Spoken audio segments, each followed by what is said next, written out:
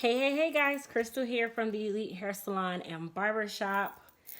Today's video is going to be all about upgrades and how to prepare for a new year in your new beauty professional kind of business. I'm going to try to get away from just saying hair business and makeup business because we're all beauty professionals, so it kind of goes across the board to almost everyone. But a lot of the examples that I use in this video are going to be based on a hair salon. So you can tweak them and turn them around so you're able to use them for whatever industry that you're in. Okay, so we're in 2018. My salon's been open about a year, and I decided that it was time for some upgrades. Now, with upgrades come problems, but it's fine. I initially opened my space with 6 chairs. That's 6 totally the same 100% chairs. I also had my dryers, and I had 3 shampoo bowls, and I think 5 or 6 reception chairs, and a little reception area. The initial idea when I opened the salon was that I only wanted 6 people. It was a very small space. I really did not utilize the space to the fullest potential because I kind of spaced the stations out thinking that everybody needed like 6 to 8 feet of space and all this other good stuff. And on a professional standpoint, that's good because you have space. But on a business standpoint, that didn't help me. So whenever you're opening a business like that, you have to always make sure that you take in effect everything that you have to spend, and then you also take in effect what you're bringing in. And my salon is a booth rental atmosphere, so you know that my money is stationary when it comes in. It's not coming in based on commission and all that other good stuff, because you can have up and down weeks with commission. Booth rental is across the board. If you know you have 6 stylists, they're paying one set fee. That's what you're collecting for the week. Then times that by 4, that's what you're collecting for the month. So that was where I was, and I did take that into effect, but I didn't take into effect all my other bills that would also come about. So that kind of set me in a position where I had to make some changes in the year. I did a year. I really weeded out the goods, the pros, the cons, and all that good stuff. So I really figured out that I needed to make some changes. So I decided that I have at the time that I decided to make the changes, I had 3 stylists, 1 makeup artist, plus myself as a stylist. So 4 stylists and 1 makeup artist. But I don't pay rent to the salon. So the object of the game is that you don't pay your rent at the salon as the owner. The salon pays for itself with its other staff, and you get to keep your money. That's the object to it. Plus, if you have a little more profit on top of it, that also works. So I'm going to say I have 3 stylists and a makeup artist. The makeup artist also was taking up a full-on station that was created for a hairstylist and was using it for makeup. Typically, makeup artists do not pay the same price that hairstylists pay because they are not utilizing as much space. They're not utilizing as much electrical. They're not utilizing the shampoo bowls. They're just utilizing their station. It's makeup. They're right there. That's really it. So she was also paying a little bit different than her structure is different than what the stylist structure would be or the barber structure would be. So I had to also take that into effect, you know what I mean? So I decided that I needed to utilize my space a little bit more, and I wanted to modernize my salon. So at the end of this video, you'll be able to see some pictures of the changes that I made to the salon. And if you already watched my video from before, which is how to open a salon, in that video I showed the actual salon of what it looked like at that time, and that's what it looked like when I first started my business. I redid my reception area. I am very crafty, so my reception area is really made by me. I even made the benches in my reception area. So that was another big thing for me. I created my benches, and someone was like, well, Crystal, maybe you should offer this service to other people because they're not that handy and they need something cost effective. So when you guys see it, if you like it, you're welcome to comment or email me. If you really, really like those benches, I can create them for you and, of course, ship them to you.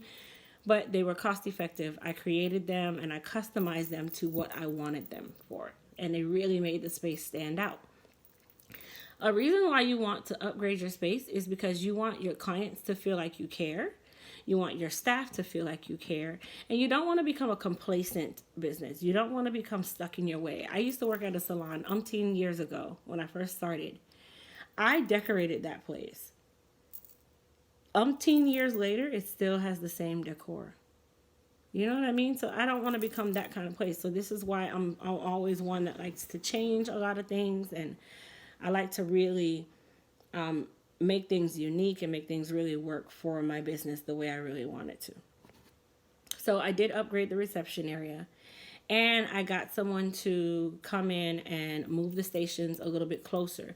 Now, each station at the time, each station together as a whole is 55 inches. So each person actually has about 60 inches of space, which is 5 feet of space. That's more than enough space because I am 5'3", and let me see if I find my tape measure really quick, okay? So I'm going to do a quick measurement for you. So this is how you can kind of tell how much space your people will need. Okay, so I'm 5'3" from top to bottom. I'm average size. And from arm to arm, if I'm stretched out, I am 5 feet wide. So this is if my arms are like this. There is no way on this earth that someone works this way. You typically work right where you are. So that means that that person has about 1.5 feet of extra space to utilize on either side, even when you are working this way. So if I'm working like this, let's see how much I use up when my hands are in my client's hair. Or you can base it on the size of the chair of how much space you really need.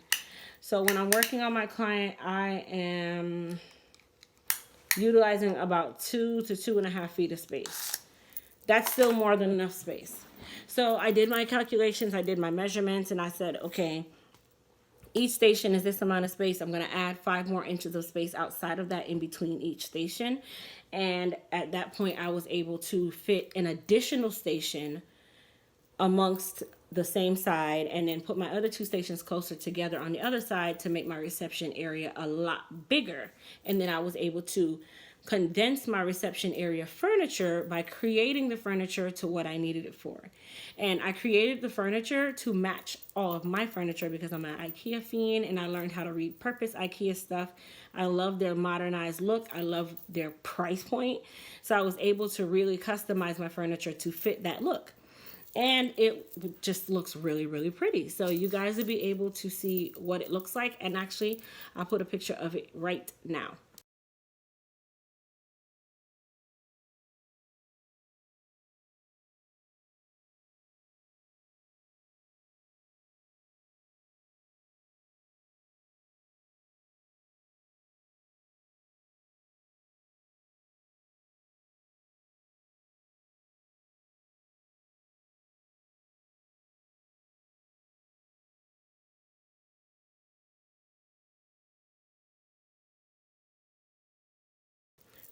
Okay, so you see what my reception area looks like. Those are the 2 benches that I created myself. I did my decor myself. I'm big on decor. I'm big on how I like my place to look, and I like things to be cohesive. I like earth tones. Earth tones are mellow, they're calm. And another thing about earth tones, greens tell people to spend more money. If you follow a lot of that stuff, you'll be able to tell what colors really coincide with what thought process. And green coincides with money. Oranges, browns, golds, coppers, those say relaxation, tranquility, and peace. And that's what I wanted in the salon: relaxation, tranquility, peace. And for my clients to know this is in a professional environment, please don't bring your cousin, your aunt, and your sister here. We're trying to keep our place in a very peaceful way. Please leave your children at home unless they're being serviced, without me actually saying that. So that has a lot to do with when you're decorating your space. Anywho, I now have 7 stations, and I've just taken on 2 additional stylists. So here is how I'm going to tell you how God is good. When I initially decided to do the renovation, I only had 3 stylists and myself. So that's 4 stylists and 1 makeup artist, as I said before. Within the time of me marketing the fact that I did the renovation, the only thing I did was put a post up on Instagram and I put a post up on Facebook. My assistant decided that she now wants to become a full-time stylist, which she got her license, so that worked out awesome. And I got another young lady who also saw a lot of what was going on, and we ended up talking to each other randomly. And it wasn't even about the renovations. It just so happened that she saw my stuff, she knew me, and when we started talking, she figured out who I was and was like, hey, I'm looking to go into a salon. And you see what I mean when I talk about marketing, how marketing can change a lot of things. Once I put my pictures up on Instagram and Facebook that I had made some changes, everyone was just, oh my gosh, it's so nice, it's so pretty, you did an awesome job. It just really brought the morale of the salon up.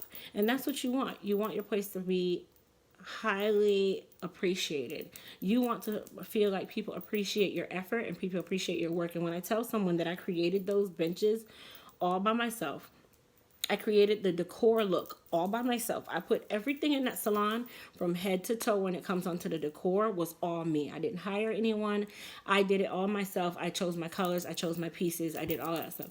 So people really appreciate that. And that's another level of marketing.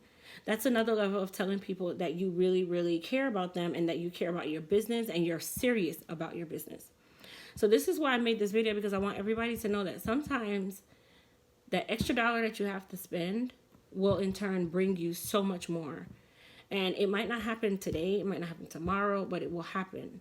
So you have to invest in your business, you have to invest in yourself, and you have to know that what you're doing is not in vain. It's not in vain whatsoever. It's not in vain. What I can say for the coming year, when 2018 started, I made some goals, and I'll tell you what my goals are. Let's see. Let me grab my little goal sheet here. Okay, so mid-year 2017, I wrote these goals on just a typical piece of paper. I didn't write a vision board. I didn't do any of that. I just wrote what I wanted on this piece of paper.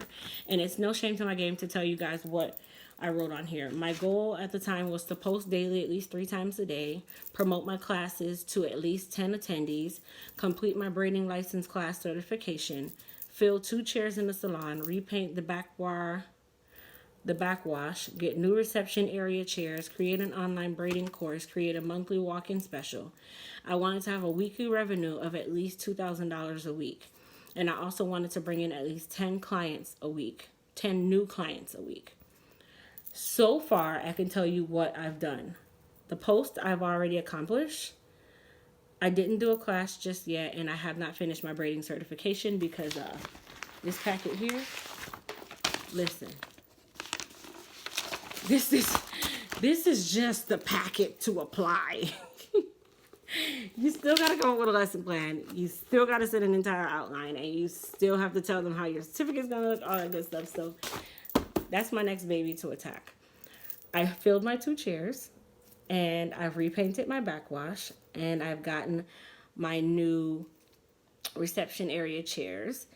I am about 5% away from my weekly revenue, and some weeks I actually did accomplish that revenue. And then the new clients weekly, I have hit that and gone beyond. So this is what I tell people. Write your goals out. Tell yourself what you want.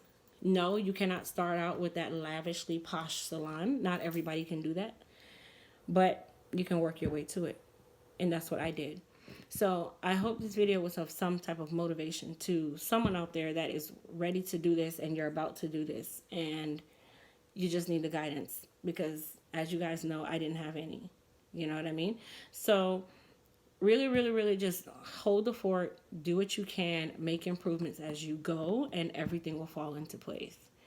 If you haven't already gotten my ebook about how to open a salon with less than $10,000, please, please, please support that book. That is my ebook. I created it. It is of minimal cost, and it gives you so many extra nuggets that you can use to save coins in your pocket.